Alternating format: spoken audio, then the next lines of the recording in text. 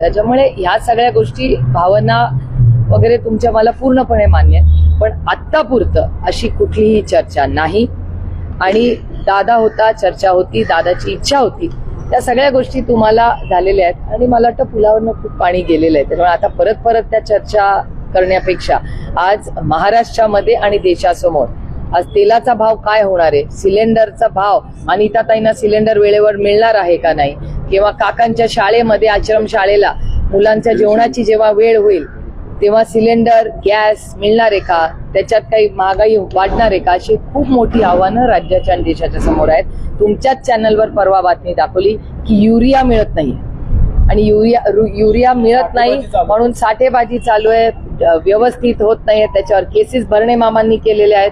त्यामुळे ह्या सगळ्या प्रक्रियेमध्ये राज्यामध्ये खूप मोठी आव्हानं, आणि आता युद्ध जर संपलं नाही तर पुढच्या महिन्याभरात देशाचं नाही जगाचं चित्र बदलणार. त्यामुळे ही मोठी आव्हानं राज्यासमोर आणि देशासमोर प्रस्ताव आला विलीनीकरणाचं भविष्यात मागे पुढे परिस्थिती बदलली सगळी. हा ब्रिज पूर्ण झाला तर ह्याच्यावरनं कुठल्या दिवशी गाडी जाईल, आता जर तरची उत्तरं मी देत नाही. याचं कारण असं की मी एक लोकप्रतिनिधी आहे, एका पक्षाचीही लोकप्रतिनिधी म्हणून काम करते, कार्यकर्ता म्हणून काम करते, आणि ह्या लोकसभा मतदारसंघाची लोकप्रतिनिधी म्हणून काम करते.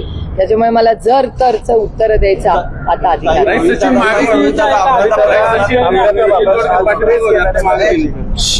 या संपूर्ण मतदारसंघामध्ये आम्ही सगळे एकत्र मिळून काम करतो. जरी आमचे राजकीय विचार वेगळे असले तरी चांगल्या कामासाठी एकत्र येण्याची नेहमीच प्रयत्न, हे कैलासवासी यशवंतराव चव्हाणांनी जे आमच्यावर संस्कार केलेत ते पाळण्याचे एक प्रांजळ प्रयत्न आम्ही सगळे करतो.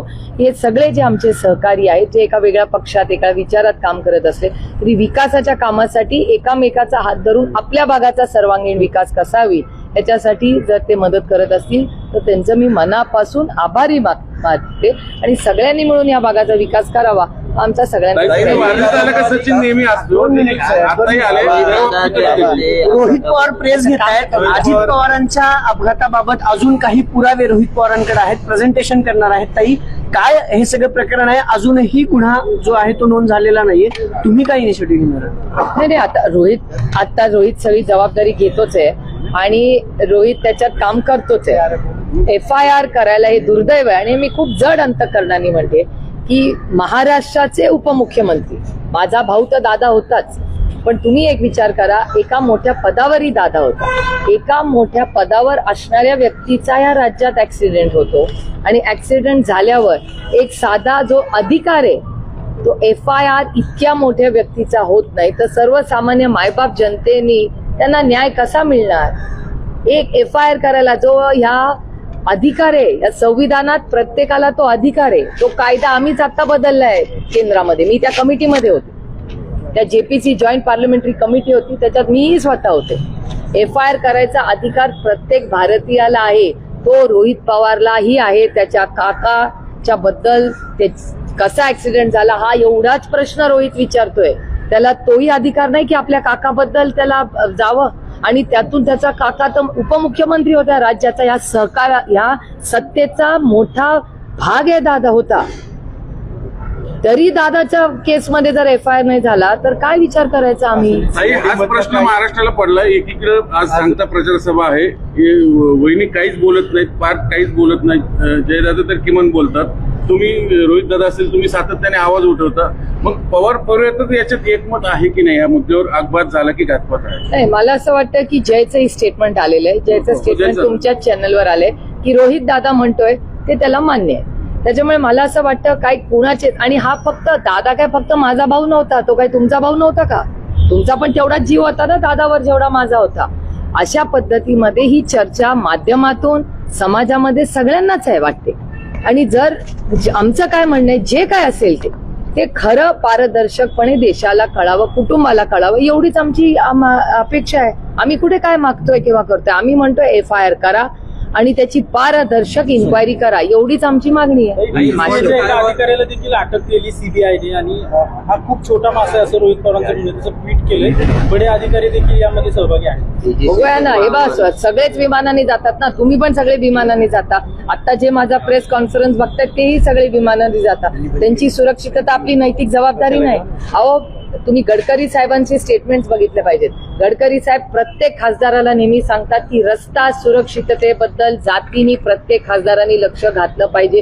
ही आग्राची भूमिका आहे गडकरी साहेबांची. तर आपले रेल्वे मंत्री अश्विनी वैष्णव ही सातत्याने म्हणतात की सेफ्टी फर्स्ट. तर जर प्लेन म्हणजे कुठलीही मुवमेंटची, मग प्लेन असू दे किंवा ट्रेन असू दे किंवा गाडी असू दे, या सगळ्याची सुरक्षितता याच्याबद्दल आपण गांभीर्याने सगळ्यांनी हा विषय घेतलाच पाहिजे अशी आमची सगळ्यांचा आग्रह आणि त्या मंत्र्यांचाही आहे. निवडणूक आयोगाच्या संदर्भातला प्रश्न आहे. निवडणूक आयोगाने म्हणजे राष्ट्रवादी पक्षानंतर जे चिन्ह तुम्हाला दिलं त्याच्यावर तुम्ही निवडणुका लढल्या, लोकसभा विधानसभा असेल, तुम्ही पण खासदार झाला.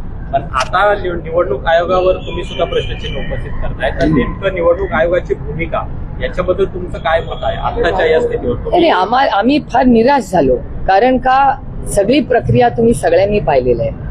पक्ष स्थापन कोणी केला तर शरद पवारांनी केला. कागदपत्र 100% आमची बरोबर आहे आणि त्यांचं म्हणणं होतं पक्षाच्या बाजूने त्याला ते चिन्ह मिळालं पाहिजे. सगळा पक्ष ताकदीने आदरणीय पवार साहेबांच्या बाजूने त्या काळात उभं राहिला. आमदार गेले असतील पण पक्ष साहेबांबरोबर राहिला.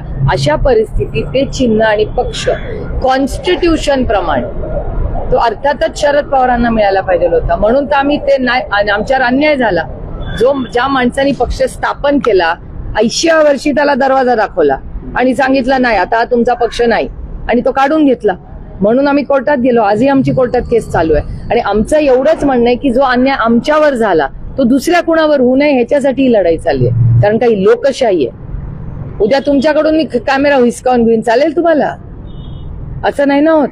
तो कॅमेरा तुमचा आहे, ती मालकी तुमची आहे, तुमच्या चॅनलची आहे. मी नाही ना हिसकावून घेऊ शकत. मला हवा असेल तर मी दुसरा घ्यावा. न्यायालय अजून पण याच्यावर निर्णय न्यायालयावर तारीख पे तारीख. उद्धवजींचं पण तेच हाल आहेत, आमचे पण तेच आहे. उद्धवजींना तर त्यांच्या वडिलांनी हयात असताना उत्तराधिकारी केला होता. हे मी अनेक वेळा बोललेले की शिवसेना माननीय बाळासाहेब ठाकरेंनी स्थापन केली. त्यांनी उद्धवजींना स्वतःचा उत्तराधिकारी म्हणून ते हयात असताना ती जबाबदारी दिली आणि त्यांच्याकडून पक्ष काढून घेतला. आदरणीय पवार साहेबांनी स्वतः पक्ष स्थापन केला आणि त्यांच्या डोळ्यासमोर त्यांचा पक्ष त्यांच्याकडून चुकीच्या पद्धतीने काढून घेतला. आजही आमची कोर्टात लढाई चालू आहे. आमची चालू आहे, त्यांची चालू आहे. आमचं एवढंच म्हणणं आहे की दुसऱ्यावर हा अन्याय करू नका. ही लोकशाही आहे. ही दडपशाहीच्या पद्धतीने वागला तर चालणार नाही आणि आम्ही ते होऊ देणार नाही. आमच्यावर अन्याय केला तो केला पण दुसऱ्यावर होता कामा नये. आणि एक लक्षात ठेवा, हे माझं म्हणणं मी अनेक वेळा सगळ्यांना सांगते की अन्याय करणं वाईटच आहे पण अन्यायाकडे बघत बसणं ही तुम्हाला गुन्हेगार होतं. त्याच्यामुळे बघणाराही तेवढाच गुन्हेगार आहे. त्याच्यामुळे उठा, जागे व्हा आणि स्वतःच्या अधिकारासाठी लढा. पुणे महानगरपालिकेत सर्वसाधारण सभेत वित्तीय समितीवरून सत्ताधारी आणि विरोधक नगरसेवकांमध्ये सुद्धा मतभेद आहेत. आयुक्तांसोबत रोज वाद होत आहेत. विकास कामामध्ये मोठा अडथळा येत असल्याचं नाही, मला खरं तर पुणे म्युन्सिपल कॉर्पोरेशन अतिशय चांगल्या पद्धतीने चालायची. मला आश्चर्य वाटतंय की रोज कसं काय एवढी वादविवाद होत असतात. हे दुर्दैव आहे, कारण का त्याच्यामुळे अडचण एवढीच होईल की हा भागाचा विकास याच्यात अडथळे येऊ शकतात. नाही, या वारजेची स्मशानभूमी आता तुम्ही आला इथे नेहमी व्हिजिट करताय. मागच्या वेळेसही बघित होतं. आता सध्याची परिस्थिती अशी की प्रेत आणायला सुद्धा व्यवस्थित रस्ता नाहीये. तर ही समस्या वारजेकरांना इथल्या स्थानिक म्हणून आम्ही तातडीने आता मी मागच्याही आठवड्यात इरिगेशन खात्याशी बोलले. इरिगेशन खात्याकडून पत्र न आल्यामुळे तो उशीर झालेला आहे. तर जे त्यातले सेक्रेटरी आहेत त्यांच्याशी बोलले. आता पण मी ठेकेदार आणि मी इथल्या ते जे एजन्सी काम करते ते आणि इथल्या लोकल लोकांशी बोलले. ते म्हणले मला बुधवारपर्यंत, गुरुवार कधी म्हणले परवा 2 दिवसांनी 23 तारखेला गुरुवारी पत्र मिळेल आम्हाला आणि हे काम लगेच सुरू होईल. हा एवढा जॉईंटच राहिला. हा एकदा जॉईंट झाला की प्रश्न सुटून जाईल. रस्ता 1 जूनला त्यांनी मला शब्द दिला की काही करून सुरू होईल. पण 30 वर्षात वारजेत सुसज्ज स्मशानभूमी होऊ शकली नाही. आतापर्यंत तुमच्याच नगरसेवक या भागात होते. अपयश नाही का तुमच्या नगरसेवकांचं? नाही, ही स्मशानभूमी तर चांगलीच आहे ना. अजून मोठी पाहिजे, कारण का लोकसंख्या वाढली आहे. लोकसंख्या वाढल्यामुळे हा प्रॉब्लेम यायला लागलाय. ज्या पद्धतीने लोकसंख्या पुणे शहरात वाढतेय त्याला काही हिशोबच राहिला नाही. नदी पात्रात पूर्ण रिझर्वेशनच्या जागेत कुठेतरी चांगली डेव्हलप व्हावी. त्याच्यासाठी जागाच शोधतोय, जागाच मिळेना ना आम्हाला. दुर्दैव आहे. बजेट टाकलेलं आहे, जागेचा प्रॉब्लेम आहे. बजेट आहे आमच्याकडे.